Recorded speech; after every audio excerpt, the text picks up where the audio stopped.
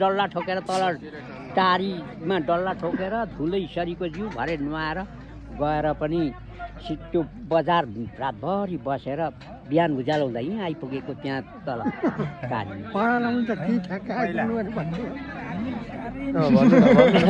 ताप्लेजुङ गएर धान नाचेको हेर्दाखेरि बसेर हेर्दा सबै यति घुँडासम्म हिलो आउँदाखेरि पानी परेको मान्छेहरू हिलो आउँदा तिनीहरूले हुँदाखेरि उठेर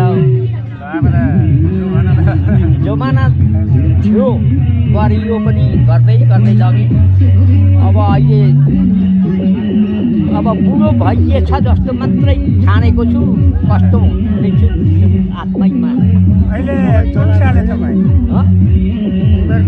दबाई बिमारी भए त्यस्तो भने खाएको छुइनँ। घुँडा अरलिन्छ के हुन्छ त्यस्तै मात्रै हो, नभएदेखि ठिकै छु हौ अहिलेसम्म।